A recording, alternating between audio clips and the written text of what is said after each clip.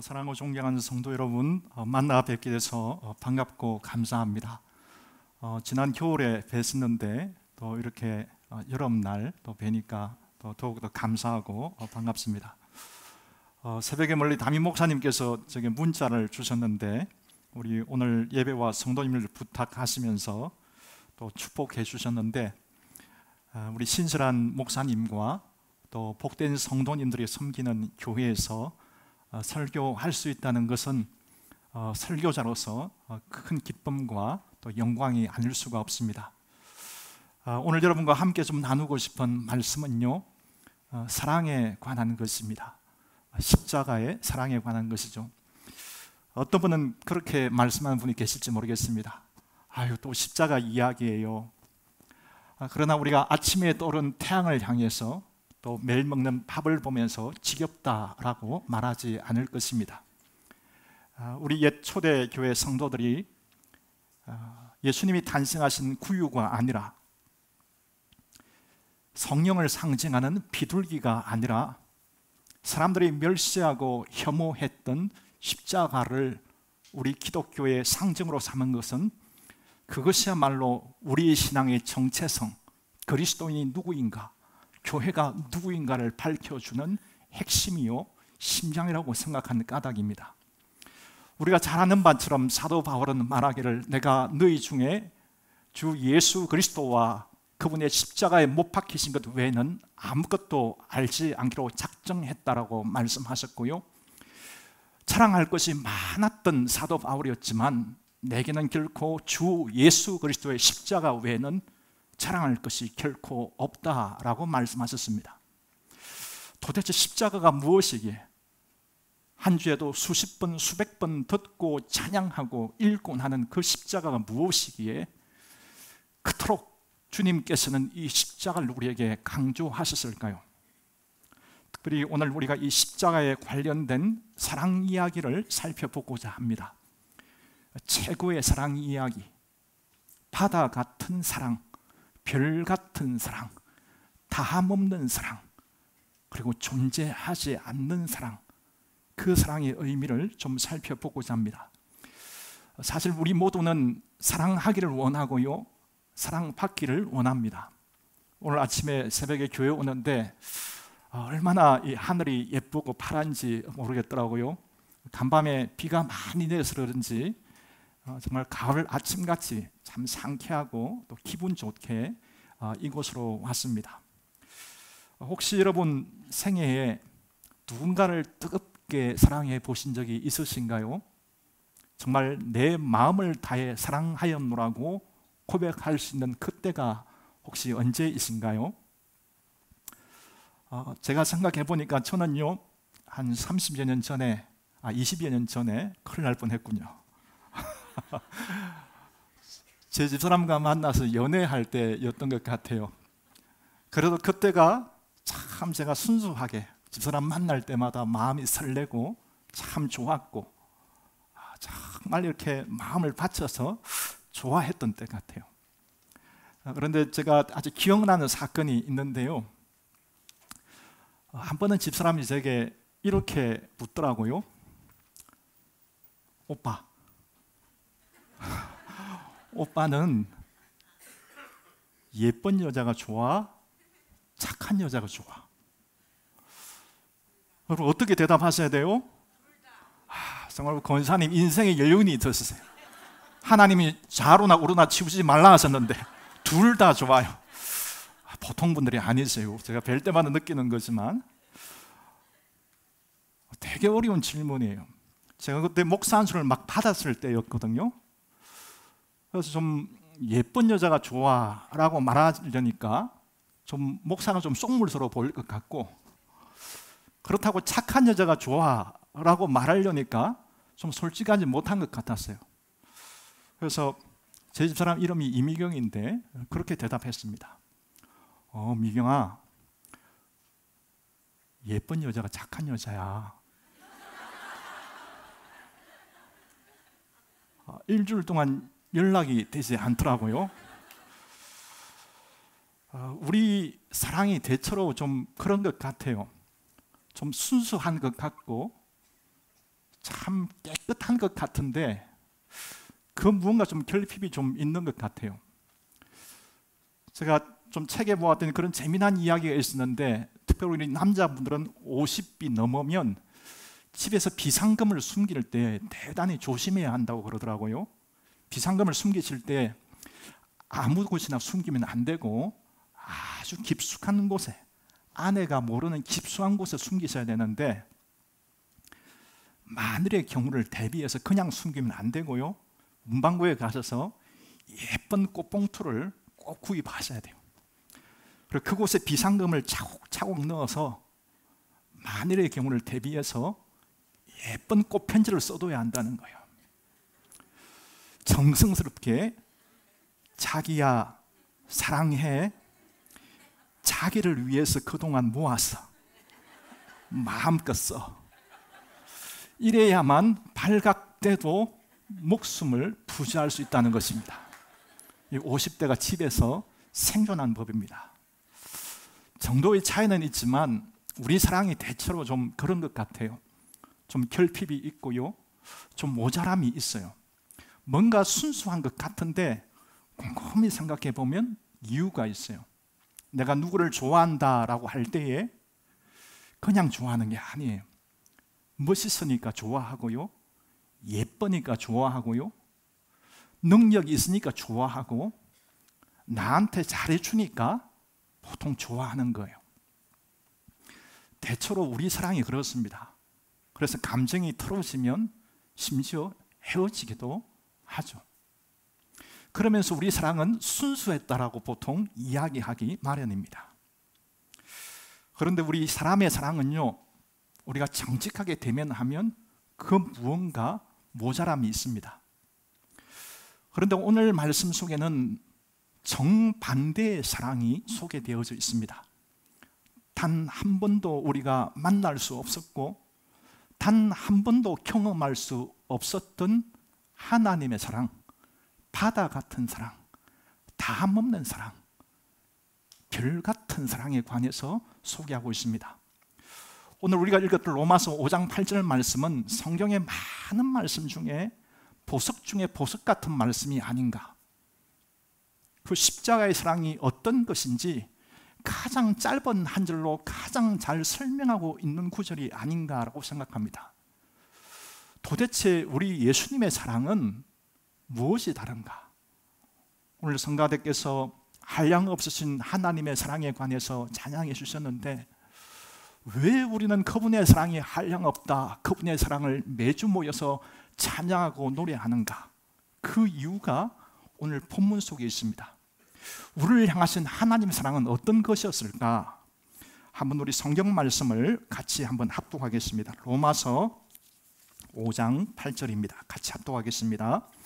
우리가 아직 죄인 되었을 때 그리스도께서 우리를 위하여 죽으심으로 하나님께서 우리에 대한 자기의 사랑을 확정하셨느니라. 아멘. 여러분, 이 성경 말씀을 유심히 보시기 바랍니다.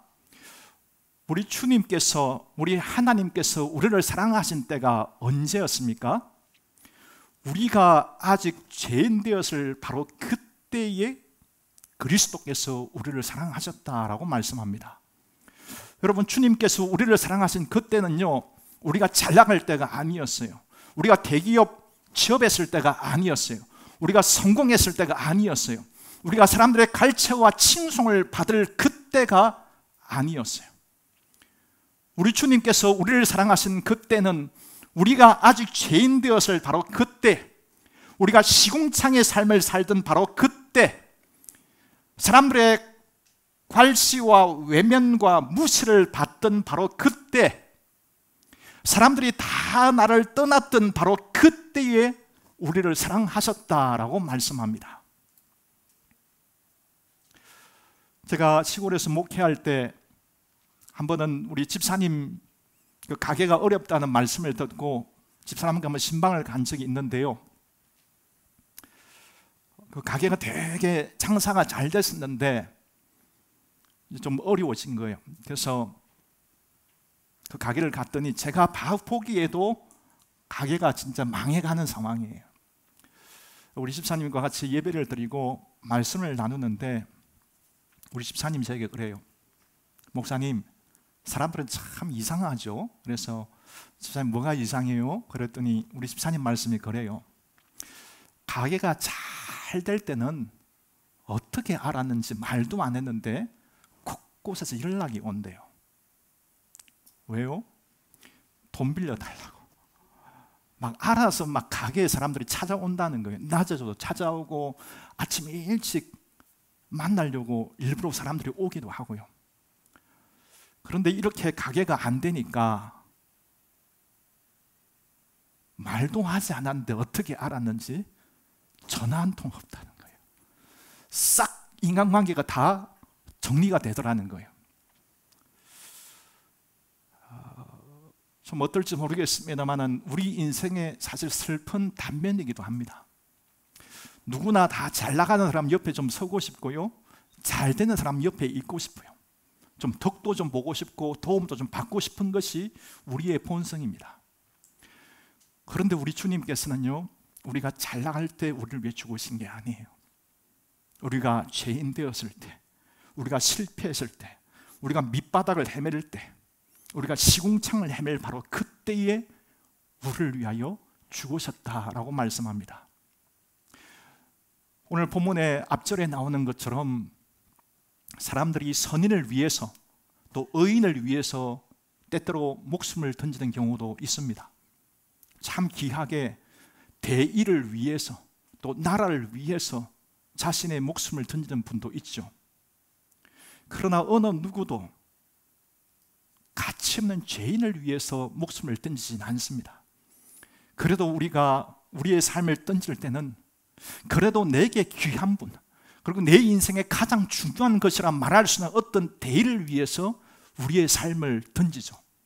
그러나 가치가 없는 것, 죄인들, 불황자들, 실패자들, 낙오자들을 위해서 목숨을 던지는 경우는 없습니다. 그런데 우리 주님께서 언제 우리를 사랑하셨다고요? 우리가 죄인 되었을 때, 경쟁에서 밀렸을 때, 떨어졌을 때, 낙오됐을 때, 사람들 눈에 변변치 않게 보이는 바로 그때에 우리 주님께서 우리를 위하여 죽으셨다라고 말씀합니다. 그런데 우리가 주님의 사랑에서 또 하나 주목해야 될 것이 있는데요, 우리가 아직 죄인 되었을 그때에 그리스도께서 우리를 위하여 죽으셨다라고 말씀합니다. 여러분, 우리가 죄인 되었을 그때에 우리를 위해서 죽으신 분은요, 그저 그런 분이 결코 아니십니다. 우리가 매주 예배하기 때문에 또 자주 말씀을 읽기 때문에 우리의 감정이 메마를 수 있지만, 우리를 위해 죽으신 분, 우리가 시궁창에 살 때에 우리를 위해 죽으신 분은 결코 그저 그런 분이 아니시라는 것입니다. 여러분, 우리를 위해 죽으신 분은 누구십니까? 바로 그리스도십니다. 메시아십니다. 기름 부음 받은 왕이십니다. 하늘의 땅의 주인이요 천지의 주제신 분이십니다. 하늘에 고귀한 왕자셨어요. 하늘의 총사령관이셨어요. 그 그리스도께서 우리가 죄인 되었을 그때에 우리를 위하여 죽으셨다라고 말씀합니다. 그런데 여러분, 그냥 죽으신 게 아니고요, 그 죽음의 과정을 우리가 곰곰이 살펴보면 우리 주님의 죽음은 처연하고 외롭기까지 합니다. 여러분, 복음서를 읽어보시면 우리 주님께서는 자신의 인생과 운명을 건 이 위대한 사역 앞에서 겟세마네 동산에서 땀방울이 핏방울이 되도록 자신의 모든 진액을 쏟아서 기도합니다. 우리가 여러분 2시간, 3시간 정말 진액을 쏟아서 기도하면 굉장히 많은 에너지가 소진되죠. 우리 주님은 밤낮도록 기도하시면서 완전히 번아웃 되신 상태에서 그 밤에 잡히셨습니다. 그리고 밤새 불법적인 약 6번의 신문과 재판을 받게 되죠. 성경에는 그저 몇 구절로 기록되어져 있습니다만은 그 과정은 실로 사람이 감당하기에는 너무나도 참혹한 것이었습니다. 그분은 무엇보다도 그 과정 속에서 구타를 당하셨습니다. 여러분, 누군가에게 맞는다는 것은 대단히 큰 트라우마를 남기죠. 뿐만 아니라 그분은 침뱉음을 당하셨고요, 또한 그분은 따귀를 맞았었습니다. 그것도 여러 번 맞았었어요. 혹시 여러분 뺨 맞아 보신 적 있으세요? 저는 중학교 때 한번 맞아 본 적이 있어요. 학교에서 그 문제 하나 못 풀었다고. 근데 지금 한 30년 가까이 지났는데도 아직 기억하는 거 보면 분명 썩 유쾌한 기억은 아니죠. 근데 지금 이 하늘의 고귀한 왕자께서 구타를 당하시고, 그냥 구타 정도가 아니죠. 피가 흥건한 구타를 당하시잖아요. 침뱉음과 따귀를 당하셨죠. 뿐만 아니라 이분은 육체적 고통만 당하신 게 아니고 죽으실 때 완전한 인격 살인을 당하셨습니다. 거짓 증인들과 조작된 증거에 의해서 이 순결하신 하나님의 아들은 하나님을 모욕한 자로, 하나님을 모독한 자로, 그리고 나라를 어지럽히는 반역자로서 낙인 찍혀서 죽임을 당하셨습니다. 여러분, 우리 주님이 하신 것이 무엇입니까? 우리 주님이 하신 것은 세상의 왕이 될 수 있고 더 많은 부귀 영화를 취할 수 있음에도 불구하고 그분이 하신 것이라고서는 가난하고 약한 자들을 일으켜주며 하나님 나라의 복음을 전해주며 병든 자를 고치신 것, 그것이 그분이 하신 전부였습니다. 그런데 이분이 죽음의 현장에서 어떤 사람으로 낙인 찍힙니까? 하나님을 모욕한 자, 불경한 자, 하나님을 모독한 자, 그리고 세상을 어지럽게 하는 사상 정치범, 뿐만 아니라 자신의 사랑하는 제자들조차도 다 떠나버리죠. 혹시 여러분 그런 경험 가끔 있으시지 않나요? 나는 그런 말을 한 적이 없는데 누군가 말을 이상하게 가운데서 흘려서 오해와 어려움을 당하는 경우 가끔 있지 않습니까? 우리 주님은 전혀 그런 분이 아닌데, 여러분 선비들도요, 좀 가난한 거 참을 수 있어요. 고생한 거 좀 참을 수 있어요. 그러나 선비가 사는 한 가지 스스로의 받침대는, 그래도 내가 선비의 지조와 명예를 지켰다, 그것 하나가 선비의 마지막 자존감인데, 우리 주님께서는 구타당하시고 침뱉음 당하시고 따귀를 맞으시고요, 마지막 그분이 가졌던 그 아름답고 고귀한 사역조차도 철저하게 모욕당하고 철저하게 무시당하는 지점까지 떨어지게 됩니다. 우리 주님은 침묵하셨죠. 뿐만 아니라 그분께서는 그냥 죽으신 게 아닙니다. 우리는 통상 이 땅에서의 마지막 순간을 목사님의 임종 예배와 성도들의 마지막 인사 속에서 이 땅의 마지막 순간을 보낸다든지, 혹은 조금은 안락한 병원에서 마지막 인사를 나누며 이 땅을 작별하지만, 그러나 우리 주님께서는 손과 발이 십자가에 못 박히신 채로, 그리고 모든 사람들이 떠나간 상태에서 홀로 그 죽음을 맞이하셨습니다. 그 과정에서 주님의 영적인 고통 또한 이루 말할 수 없었습니다. 주님은 십자가에서 어떻게 부르짖었습니까? 나의 하나님, 나의 하나님, 어찌하여 나를 버리시나이까? 이해할 수 없는 신비로운 말인데 성경학자들은 이렇게 말합니다. 왜 주님께서 십자가에서 운명하실 때 나의 하나님, 나의 하나님, 어찌하여 나를 버리시나이까? 라고 말했을까?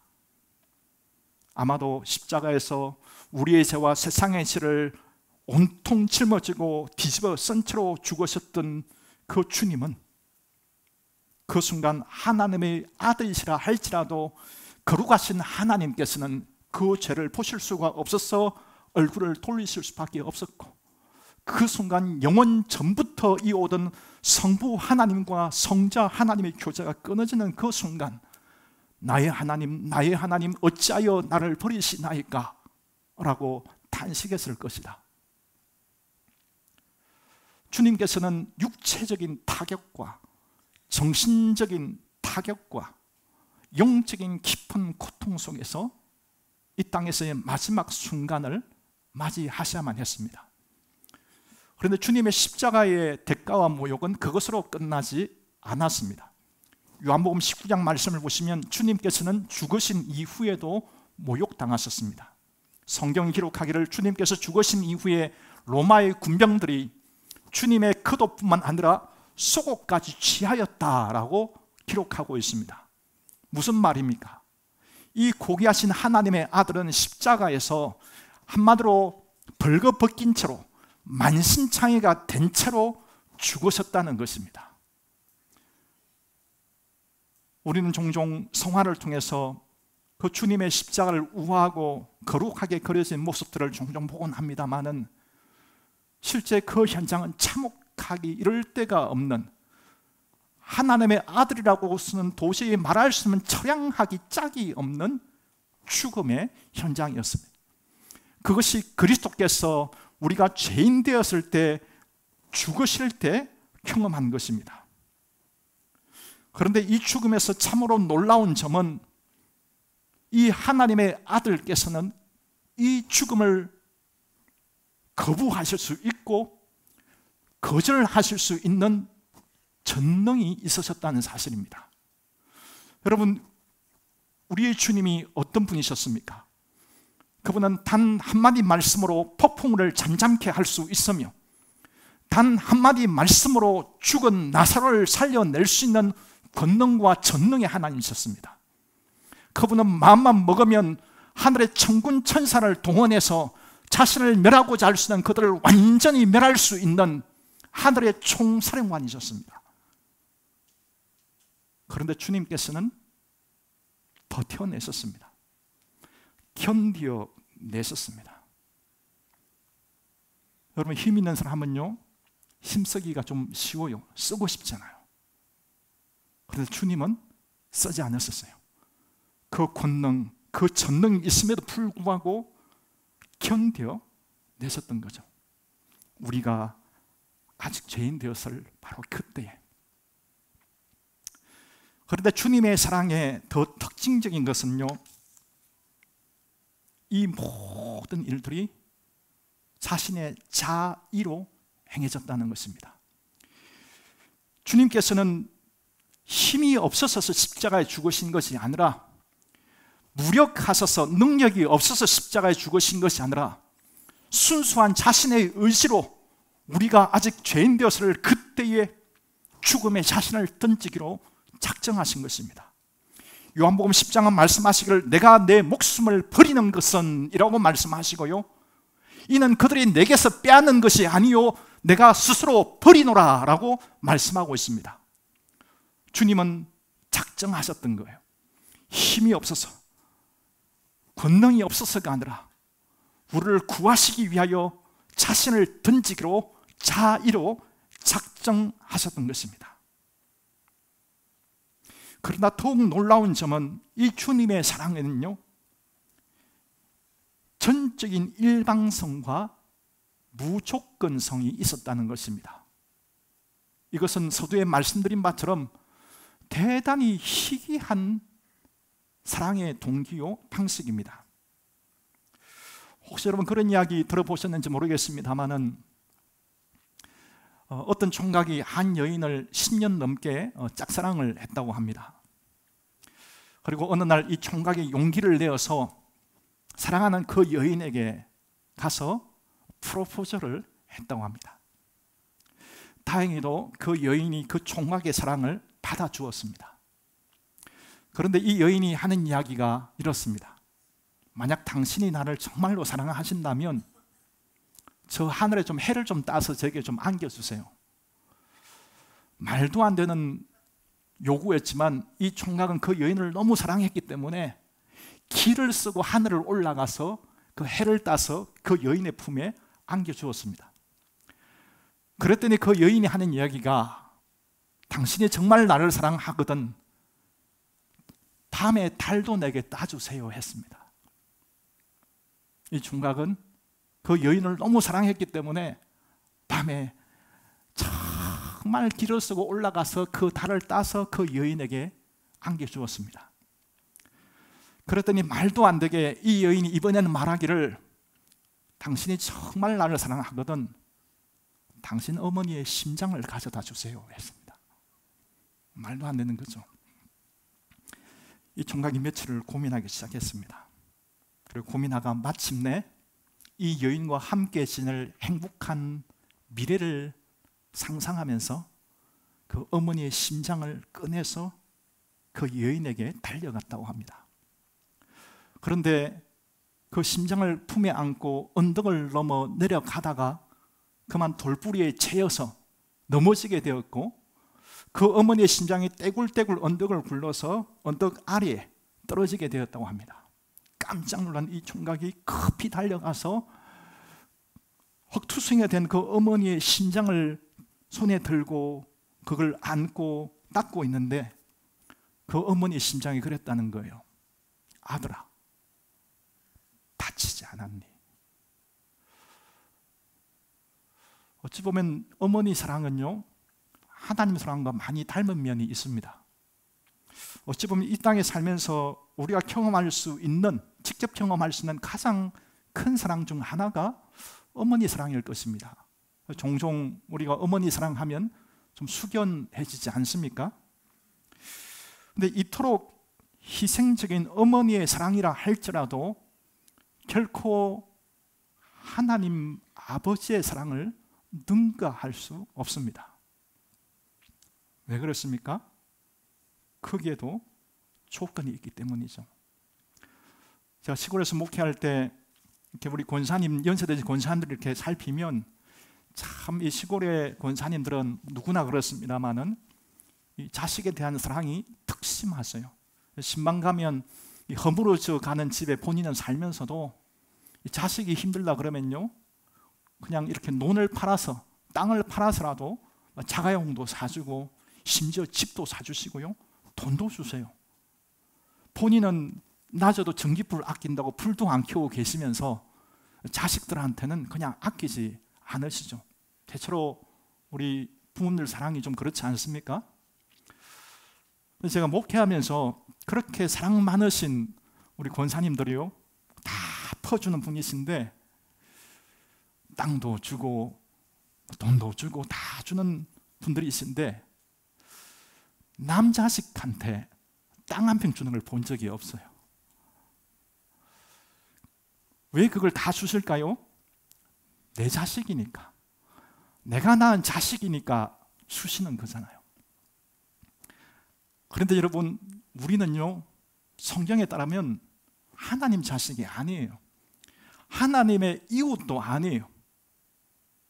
우리가 하나님을 만나기 전에 우리의 모습에 관해, 우리의 상태에 관해 성경은요, 하나님의 진노 아래에 있는 사람들이었고요, 심지어 하나님의 원수였어요. 이사야서 말씀에 따르면 우리는 하나님의 눈에 지렁이 같은 그런 존재였어요.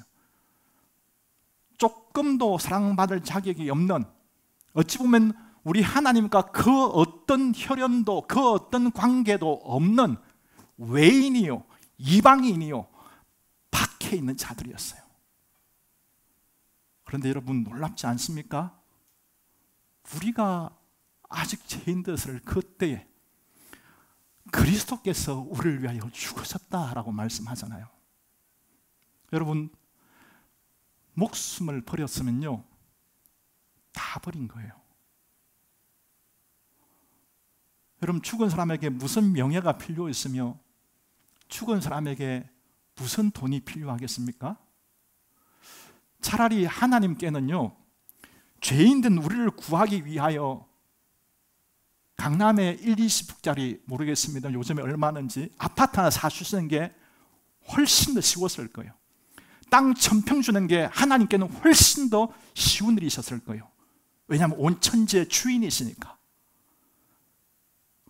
근데 주님께서는요, 우리가 죄인 되었을 그때에 땅 1000평과 집을 주신 차원이 아니고요, 자신의 목숨을 던지셨어요. 누군가 나를 위해서 목숨을 던졌다 하면요, 그 사람 의심할 수 없어요. 전부를 다 던진 거예요.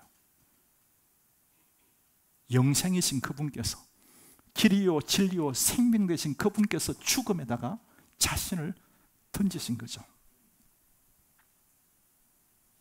주님의 사랑은 그런 사랑입니다. 저는 이 주님의 사랑 생각하면요, 우리의 삶이 좀 고단하고 힘들고 또 때때로 허덕이며 살아도 그래도 좀 살아갈 만하지 않을까. 우리가 죄인 되었을 그때에도, 경쟁에서 뒤처졌을 때도,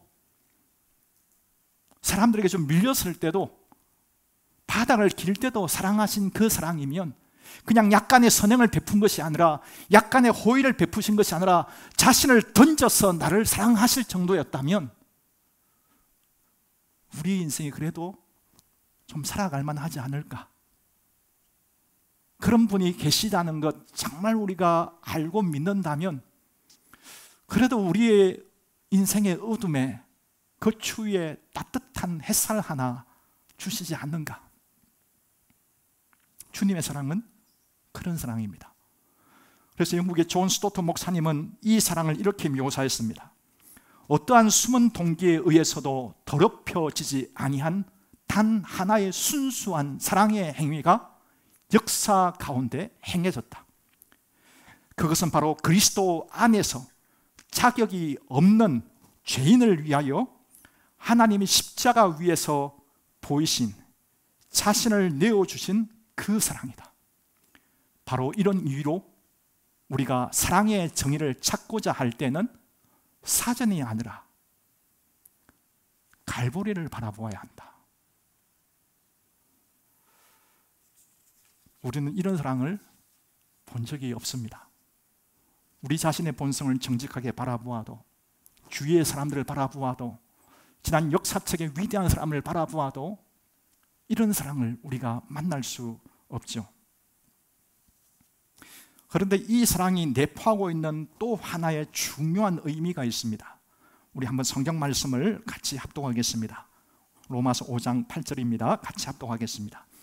우리가 아직 죄인 되었을 때 그리스도께서 우리를 위하여 죽으심으로 하나님께서 우리에 대한 자기의 사랑을 확정하셨느니라. 아멘. 여러분, 우리가 아직 죄인 되었을 그때 그리스도께서 우리를 위하여 죽으신 것이 무슨 의미가 있습니까? 그것을 통하여 하나님께서는 우리를 향한 당신의 사랑을 확정하셨다라고 말씀합니다. 여러분, 확정이란 말의 의미가 무엇입니까? 그것은 원어적으로, 영어로 말한다면 demonstrate, 증명하다라는 의미입니다. 무슨 말인가? 그 십자가를 통하여 하나님께서 우리를 얼마나 사랑하시는지 당신의 사랑을 증명하셨다는 것입니다. 정표로 보여주셨다는 것입니다. 여러분, 우리가 살아갈 때 그런 순간들이 있죠. 가끔 하나님께 원망스러운 마음이 들 때가 가끔씩 있습니다. 저만 그런가요? 하나님, 왜 이토록 상황들이 좋아지지 않을까요? 오랜 동안 기다리고 기도했는데 왜 상황이 호전되지 않을까요? 하나님, 저 성도님 너무 힘드신데 왜 상황은 점점 더 악화될까요? 하나님, 저를 사랑하기는 하시는 건가요? 하나님, 이게 뭐예요? 저희 집을 좀 보세요. 제 형편을 좀 보세요. 하나님, 이게 뭐예요? 그런데 그때 우리 하나님께서는 분명히 이렇게 말씀하실 것입니다. 십자가를 바라보라. 십자가를 바라보라. 내가 너를 사랑하냐고? 내가 너에게 관심이 있냐고? 십자가를 바라봐. 우리는 우리의 일어나는 상황들을 다 이해할 수 없습니다. 그러나 그럼에도 불구하고 우리가 십자가를 바라보면 천지의 어떠한 사건과 역경 속에서도 변함없이 나를 사랑하시는 그 하나님의 변함없는 그 사랑의 정표를 우리는 변함없이 확인할 수 있습니다. 그러므로 우리의 영혼이 세잔해질 때, 우리가 삶의 짐에 허덕일 때, 때때로 영혼의 어두운 밤을 지날 때에 우리는 다시 십자가의 언덕으로 올라가야 됩니다. 그곳에서 우리 주님의 음성을 들어야 하는 것입니다. 내가 어떻게 사랑하는지 똑똑히 봐. 알프스 산 중턱의 그 아래에 사는 분들은 대체로 유럽 날씨가 좀 그렇습니다만은 그 눅눅하고 또 축축한 날씨 때문에 쉽게 면역력이 떨어지고 병에 걸리기가 쉽다고 합니다. 저도 영국 있을 때, 한국 있을 때는 안 그랬는데 그 습도 때문인지 아마 비 때문인지 잠깐 기 때문에 좀 고생한 적이 있습니다만은 유럽 날씨가 대단히 특별히 여름을 제외하고는 되게 눅눅하고 좀 불편한 날씨죠. 그런데 이 스위스의 이 알프스 산맥 한참 아래쪽에 사는 분들은 그렇게 몸이 좀 약해지고 생기가 사라지면 어떻게 하냐면 알프스 중턱에 올라가서 며칠을 거기서 거한다고 합니다. 그래서 알프스 중턱에서 그 맑고 신선한 공기를 마음껏 마시고 그 따사로운 봄 햇살을 마음껏 쬐면 약해졌던 이 몸도 다시 회복이 되어지고 다시 면역력도 생기게 된다고 그래요. 우리의 삶 또한 마찬가지 같습니다. 우리의 삶이 영혼이 드라이하고 세잔해지고 있다고 느낄 때 우리는 갈보리의 그 언덕으로 올라가야 됩니다. 그 언덕에 올라가면 우리는 환난이나 공고나 배고픔이나 적신이나 가난이 올지라도 그리고 기근이 올지라도 나는 변함없이 너를 사랑해. 나는 죽어도 너를 포기하지 않아. 너를 향한 나의 사랑을 끊을 수 있는 것은 이 지상에 아무것도 없어 라는 주님의 음성을 듣게 될 것입니다. 우리 주님께서는 말씀하시기를 아버지께서 나를 사랑하신 것처럼 나도 너희를 사랑하였으니 너희는 내 사랑 안에 거하라 라고 말씀하셨습니다. 내 사랑 안에 거해야 돼. 내 사랑 안에 거해야 돼. 때때로 많은 절망과 어둠과 그리고 매정함과 비정함과 실망과 좌절로 가득한 세상이라 할지라도 너희는 내 사랑 안에 거해야 돼. 내 사랑 안에 너희는 거해야 돼 라고 말씀하고 계신 거죠. 왜 그렇습니까? 이 놀라운 사랑이 우리에게 구원을 주고 이 놀라운 사랑이 우리를 구덩이에서 끌어올려주고 이 놀라운 사랑이 우리를 절망 안에서 희망 위로 우리를 끌어올리기 때문에 그렇습니다. 한신대에서 가르치셨던 정태기 목사님께서 한때 우울증에 심하게 빠지신 적이 있다고 합니다. 그래서 한 번은 소록도에 가게 되었는데 그곳에서 수요 예배를 드리게 되었다고 합니다. 여러분 대체로 그렇습니다만 너무 마음이 힘들 때는요 기도조차 잘 안 나올 때가 있거든요. 예배 중에 통성기도를 같이 하는데 이 목사님이 이 입이 안 떼어져서 기도는 못하고 그냥 묵묵히 그냥 있었다는 거예요. 그러다 보니까 이 옆에 계신 분들, 뒤에 계신 분들 이 기도 소리가 막 들려오더라는 거예요. 그런데 이 뒤에 계신 분이 자꾸 같은 말을 반복하더라는 거예요. 하나님, 하나님의 사랑이 이렇게 큰데 제가 어떻게 이 은혜를 갚는데요? 하나님 사랑이 이렇게 큰데 제가 어떻게 이 은혜를 갚는데요? 근데 이 목사님 그 기도를 계속 듣다가 도대체 누가 이런 기도를 계속 하나 해서 돌아봤더니 그분이 보니까 머리카락도 빠지고 눈썹도 빠지고요, 코는 없고 입술은 일그러져 있고 손 한쪽은 전혀 쓸 수가 없는 분이고, 여러분 기가 막히지 않습니까? 그걸 보는데 마음이 어렵고 눈물이 나서 마치고 물어봤다는 거예요. 그분을 잡고, 아니 도대체 하나님 은혜가 얼마나 크길래 그런 기도를 하시냐고. 그랬더니 그분이 그랬다는 거예요. 제가 문둥병 들자 제 가족도 친족도 버렸는데 우리 하나님은 나를 버리지 않으시니 그 은혜가 얼마나 커요? 저는 우리 시대를 살아가는 유일한 희망은 성경에 말씀하신 이 희망밖에 없다라고 확신합니다. 사도 바울이 붙들렸고 사도 바울이 붙잡았던 옛 믿음의 사도들이 붙잡았던 그 십자가의 은혜, 그 십자가의 사랑, 그럼 그것 외에 우리 인생에 무슨 참된 희망이 있겠습니까? 여러분, 우리의 삶이 드라이해지고 힘들고 공부해질 때, 또 이곳에서 주님을 찬양할 때, 여러분 그 주님의 십자가를 필사적으로 붙드시기 바랍니다. 그러면 그 주님의 그 사랑이 여러분을 붙잡게 될 것입니다. 우리 사랑하는 주님 기쁨의 교회 모든 성도님들이 우리 남은 믿음의 인생의 이 여정 속에서 주님의 십자가 사랑에 붙잡히고 붙들림으로 주 예수 그리스도의 십자가의 이 사랑 널리 전함으로 살려내고 구해내는 복된 삶, 또 복된 주님의 영광스러운 교회 되시기를 축복하며 축원합니다. 우리 기도하겠습니다.